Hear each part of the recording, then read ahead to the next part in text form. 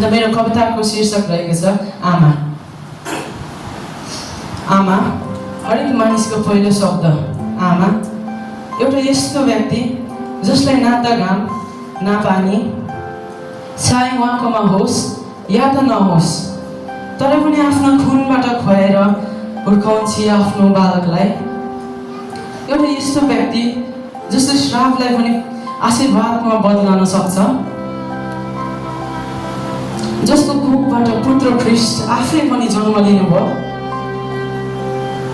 जसले पिताको स्वभावलाई आफ्नो स्वभावमा अपनाएकी छिन्। आमा 9 महिना आफ्नो कोखमा राख्नुभयो, एक दिनको दुःखलाई सहनु भयो, अनि त्यस दुःखको सट्टामा एउटा नयाँ आशालाई जगाउनु भयो तपाईँले।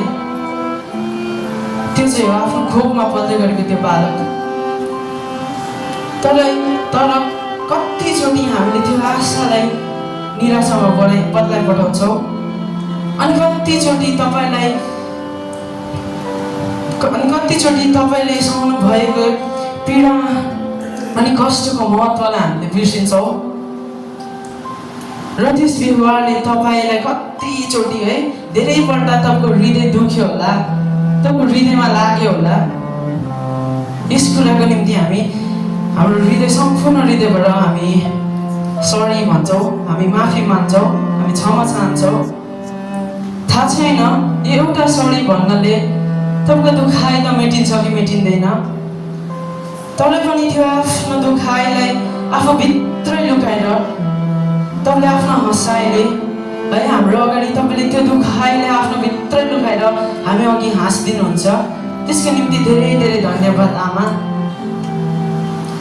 थाहा छ हाम्रो बाबुहरूको हाम्रो बोझ उठाउनुमा ठुलो हात हुन्छ, तर हामी कतिको त आमा बाबु दुवै भने पनि तपाईँ नै हुनुहुन्छ आमा।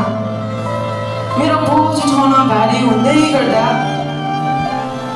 कतिचोटि तपाईँले त्यो उठाउन सहयोग गर्ने कोही हुँदैन होला, तर आजको दिन तपाईँलाई यस दिनमा केही दिन नसके पनि यो कुरा भन्न चाहन्छु। तपाईँलाई जीवनमा कतिचोटि एक्लो भएको अनुभव हुन्छ होला, तपाईँलाई जीवनमा आफू हारिसकेको है तपाईँ थाकिसकेको अनुभव हुन्छ होला, तर तपाईँलाई आज यो भन्न चाहन्छु कि म जो हाम्रो पिता स्वर्गीय अनि पृथ्वीमा विराजमान हुनुहुन्छ, उहाँले तपाईँको सम्पूर्ण दुखाइलाई तपाईँको सम्पूर्ण कष्टलाई जान्नुहुन्छ, अन्त उहाँले तपाईँलाई सही सहयोग गर्नुहुन्छ।